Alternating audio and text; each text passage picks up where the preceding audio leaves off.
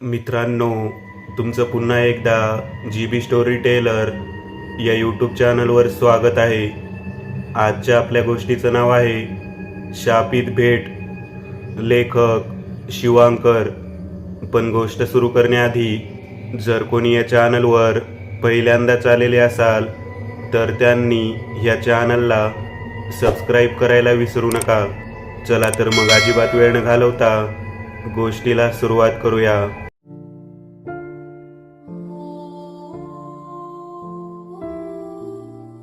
BCA कॉलेजमध्ये अध्यापनाचे काम करते.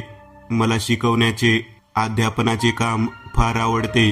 स्पष्ट बोलायचं झालं म्हणजे ते माझं विश्वच आहे. कॉलेजमध्ये शर्वरी ही माझी मैत्रीण, ती पण अध्यापनाचे काम करते. आम्ही सोबत राहतो, लंच ब्रेकमध्ये जेवण करतो. म्हणायचे झाले की मी आनंदी आहे. जेवण बनवायचे, न्यू रेसिपी ट्राय करायची, लहान डॉग बरोबर खेळायचे, काही चिंता नाही. पावसात भिजणे हा तर माझे सर्वात आवडते काम. असं मस्त जीवन सुरू होते. एक दिवस कॉलेजमधून आल्यावर घरात वेगळेच वातावरण होते. आई बाबा एकाच वेळी चिंतातूर व खुश पण होते. माझा लहान भाऊ थट्टा करत होता. कोणी मला काही सांगेल का, मी विचारले. तुझ्यासाठी स्थळ आले आहे, बाबा बोलले. मुलाने MBA केले आहे, मुंबईला मल्टीनॅशनल कंपनीमध्ये कामाला आहे. आईने आपली नॉनस्टॉप दुरंतो एक्सप्रेस सुरू केली आणि ते उद्या बघायला येत आहे. असा तिने शेवटचा बॉम्ब माझ्यावर टाकला. आता उद्याची तयारी सुरू. तो काय विचारेल, मी चांगली दिसेल ना, उद्या काय घालू. इतक्यात आई आली आणि आपल्या जवळील साडी मला दिली. आता तेच घालणं भाग. रात्रीचे 2 वाजले आहे. झोप येत नाही. नुसते विचार मनात गोंधळ करत आहे. लवकरच सकाळ व्हावी असे मनाला वाटत आहे. आज जणू पहाट होणारच नाही असे वाटते. आज मी सुट्टी घेतली. शर्वरीला तशी कॉलेज सांभाळून घे सांगितलं. पाहुणे आले. मी किचनमध्ये लपून बसले. दादा आणि बाबांनी त्याचे स्वागत केले. आज आत्या पण मदतीला आली. मी आणि आई आत्या किचनमध्ये थांबलो. पाहुणे हॉलमध्येच बसले. मी चहा आणि नमकीन घेऊन बाहेर गेली आणि मला बाबांनी समोर बसायला सांगितले. बघण्याचा कार्यक्रम पार पडला आणि मला मुलाचे नावच माहीत नाही. आई, आत्या आणि बाबा बोलत बसले. आईने देवाला नवस पण बोलली. अखेर दादानी मला मुलाचे नाव सांगितले, राजेश. पुन्हा माझा कॉलेज सुरू झाला. आई रोज बाबांना त्यांना फोन करून विचार असं सांगते. मीच सांगितले ते MBA झाले आहे, ते का मला होकार देणार. मुलाने मला एक नजरेने सुद्धा बघितले नाही. तब्बल 8 दिवसांनी त्यांचा फोन आला. राजेशच्या बाबांनी त्याचा होकार कळवला आणि लवकर लग्नाची तारीख पण काढली आणि 20 दिवसानंतर लग्नाची तारीख पण फिक्स केली. शर्वरीने थट्टा करणे सुरू केले आणि मिस्टरचा फोन येतो का अशी विचारणा केली. मी ते गमतीमध्ये घेतलं, पण प्रत्यक्षात मी त्याच्या फोनचीच वाट पाहत होती. पण लग्नाच्या दिवसापर्यंत काही त्याचा फोन आला नाही. आता लग्नाचा दिवस उजाडला. लॉकडाऊन असल्यामुळे मोजकेच लोक आले होते. शर्वरी पण तिच्या मिस्टर सोबत आली होती. किती प्रेम आहे त्यांच्यात, किती केअरिंग हजबंड आहे तिचे. पण मला राजेशकडून हेच हवे आहे, पण ते काही माझ्याकडे पाहत नाही. धीर गंभीर आहे वाटते. लग्नाचा विधी संपला. राजेश आणि मी लग्नाच्या बेळीत गुंतलो. पाहुणे येत होते आणि माझ्या हातात गिफ्ट देत होते आणि स्माईल करत होते. पण आमचे आहो त्याच्याकडे एक स्माईल सुद्धा करत नव्हते. मला ते रूढ वाटलं. माझा सासरवाडीकडे प्रवास सुरू झाला. एकदाचे पोहोचले मुंबईला, जीवाची मुंबई करायला. माझं नवं घर मोठं होतं, एकाकी राजवाड्यासारखे. मुंबई असून पण मुंबईचा गाजावाजा नव्हता. किती लकी आहे मी, मी स्वतःशीच बोलत होती. माझ्या सासूबाईने आणि ननंद कोमल यांनी माझे स्वागत केले. कोमल ही मला मैत्रिणीसारखीच होती. ती मला शर्वरीची आठवण करून देते. तिने मला पूर्ण घर दाखवले. पण सासूबाई माझ्याशी नीट बोलत नाही. ती माझ्याशी नाराज आहे वाटते. पण मी एक दिवस त्यांचे पण मन जिंकून घेईल. कोमलने मला पूर्ण घर दाखवले. मोठे मोठे रूम होते. 5-6 रूम होत्या. प्रत्येक रूमला स्वतंत्र गॅलरी होती. कोमलने मला पूर्ण रूम दाखवल्या, एक सोडून. त्या रूमला मोठा लॉक होता, जणू ती बँकेची लॉकर रूम आहे. त्या रूमविषयी कोमलने सांगितले, अगं ही रूम आईची आहे. या रूममध्ये कोणी जाणे आईला आवडत नाही. मी मनात बोलले, मी कशासाठी जाऊ या रूममध्ये. रात्र झाली. मी राजेशची रूममध्ये वाट पाहत होती. तो आला, माझ्याजवळ बसला. त्याच्या शरीराची उष्मा मला माझ्या गालावर जाणवत होती. त्याने हळूच माझा हात उचलला आणि आपल्या हातात घेतला. आता तर माझे हृदय तोंडातून बाहेर यायला बघत होते. तो प्रथम स्पर्श आठवला की आज पण अंगावर शहारे येतात. त्याने मला छातीशी लावले तेव्हा मी पण त्याला घट्ट मिठी दिली. तो म्हणाला, आपण अजून एकमेकाला जाणून घेतलं पाहिजे आणि आपल्या नात्याला थोडा वेळ दिला पाहिजे. असं बोलून तो हळूच माझ्यापासून दूर झाला आणि सोफ्यावर जाऊन झोपला. मला पण त्याच्या संयमाची व त्याच्या मॅच्युरिटीची ओळख झाली. माझी झोप 1 वाजता उघडली. तहान लागली होती. पाण्याचा ग्लास बघितला तर रिकामा होता. कदाचित राजेशने पाणी पिले असेल. मी उठली आणि माझे अस्ताव्यस्त केस नीट केले आणि हळूच आवाज न करता पाणी घेण्यासाठी खाली किचनमध्ये जाऊ लागली. गुलाबी थंडी होती. अंगाला वारा झोंबत होता. अंधारात ते घर जणू आतून भुयारी रस्ता वाटत होता. समोर जात असताना अचानक मागून आवाज आला आणि कोण्या स्त्रीची साडी उडत आहे असं दिसलं. मी घाबरून डोळे लावून घेतले. मग हळूच डोळे उघडले असता ते खिडकीचे कर्टन आहे असे दिसले. वाऱ्यामुळे खिडकी उघडली होती आणि तिचा आवाज आला होता. मी ती बंद केली आणि आपल्या मार्गाला लागली.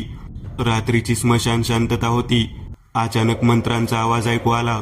मी समोर जात असताना तो आवाज अधिकच क्लिअर ऐकू येऊ लागला. तो आवाज आईच्या रूममधून येत होता. तो मोठा लॉक रूमच्या दारावर नव्हता. दाराखालून दिव्याचा किंवा मेणबत्तीचा प्रकाश येत होता. काय करत असेल आई? काय आहे त्या रूममध्ये? असे अनेक प्रश्न मनात येत होते. नंतर मी स्वतःला सावरलं. आपल्याला काय करायचे आहे? मी पाणी आणलं आणि झोपी गेली. सकाळी उठायला उशीर झाला. राजेश तिथे नव्हता. घरी आईच्या आरतीने उठायची. मी उठली, आंघोळ केली. मोठे बाथरूम होते. Bathtub, shower. एखाद्या पंचतारांकित हॉटेलच्या बाथरूमला ईर्ष्या व्हावी इतके मोठे. घरी साडी कधी घातली नाही. आता इथे साडीशिवाय जमत नाही. कशी बशी नेसली आणि सरळ किचनमध्ये गेली. राजेश आणि बाबा ऑफिसला निघून गेले आणि फक्त कोमल डायनिंग टेबलवर दिसली. मी किचनकडे जाण्यास निघाली. तेवढ्यात कोमल बोलली, वहिनी इकडे या, नाश्ता करू. मी बोलली, हो मी बनवते. ती हसली आणि बोलली, तुम्ही का बनवता? स्वयंपाकासाठी मीनाताई आहे. आम्ही कधी मेड ठेवली नव्हती आणि मला आपल्या हाताने जेवण बनवायला आवडते. पण राजेशच्या घरी ते शक्य नव्हतं सध्या तरी. मी कोमलला विचारलं, आई कुठे आहे? ती म्हणाली, ती पराशर बाबाकडे गेली आहे. पराशर बाबा कोण? असं मी तिला विचारलं. ती म्हणाली, पराशर बाबा आईचे गुरु आहे. त्यांना सर्व सिद्धी प्राप्त आहे. अशी बोलून ती मधातच थांबली. चल वहिनी, आपण तुला मिळालेले गिफ्ट खोलू. अशी बोलून तिने विषय बदलला. हो, मला पण लग्नात आलेले गिफ्ट खोलायचे होते.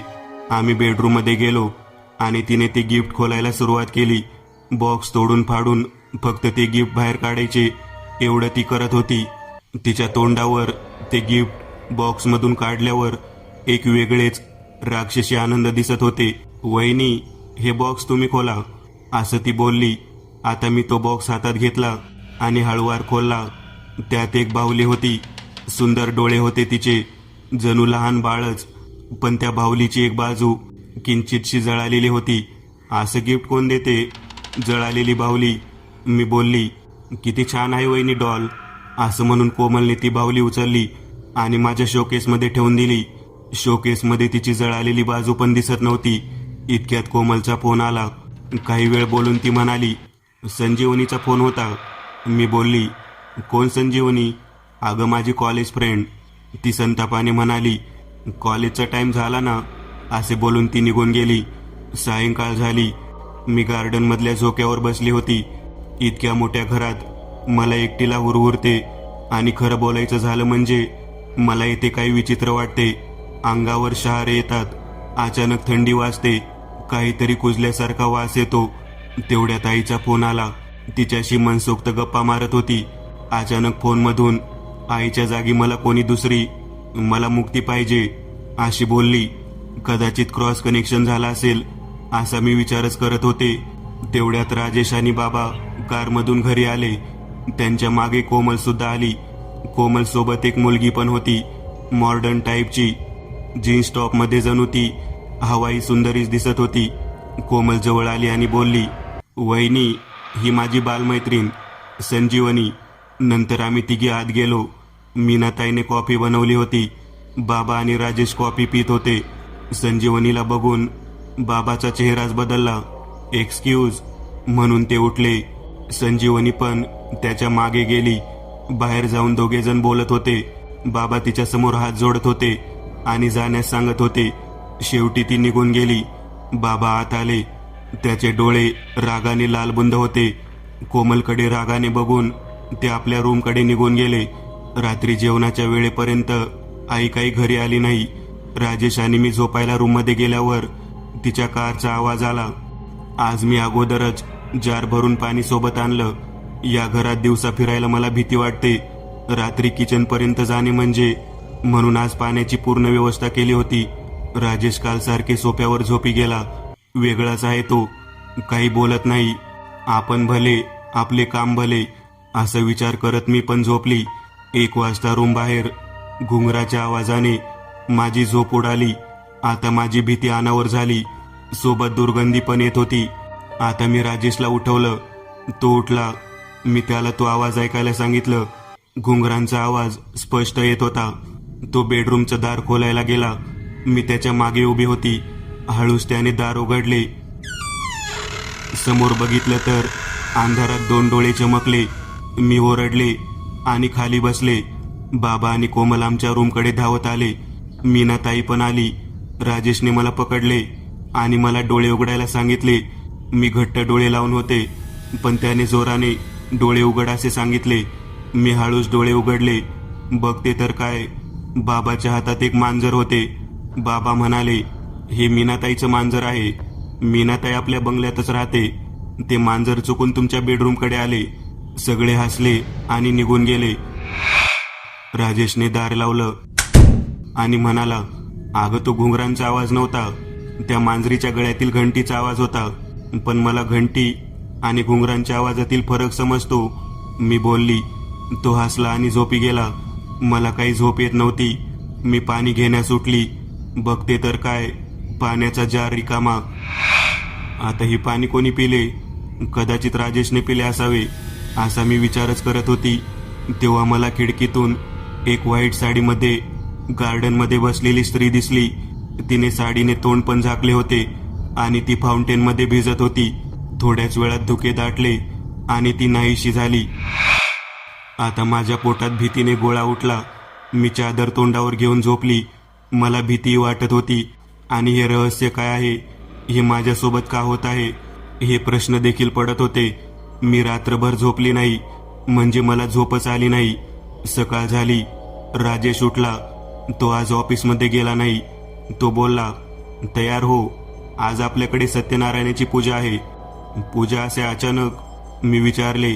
तो म्हणाला, बाबाची इच्छा आहे आणि मी पण संध्याकाळी कामानिमित्त 7 दिवसांसाठी बाहेर चाललो. तयारी करून खाली गेल्यावर आई, कोमल आणि संजीवनी सोफ्यावर बसलेल्या दिसल्या. आई, बाबा आणि बाबा पूजेची तयारी भटजी सोबत करत होते. माझ्यासाठी हे विचित्रच होते. बाबांनी मला आणि मीनाताईला दारावर तोरण बांधण्यास सांगितले. मीनाताई माझ्या सासरच्या लोकांप्रमाणेच होती. मनाशी काय बोलायची. काळी साडी, काळ्या मण्याची माळ. बाहेर गेल्यावर तिने माझा हात घट्ट पकडला आणि बोलली, ताई, काय करत आहात? ती हसत बोलली, तुझ्यावर येणारे दिवस फार कठीण आहे. आणि चूप झाली. मला ती आवडत नाही. मेडला का बरं आपल्या घरात ठेवावं, ते पण काळ्या मांजरी बरोबर. पूजा निर्विघ्नपणे पार पडली. राजेश आणि माझ्या हाताची पहिली पूजा.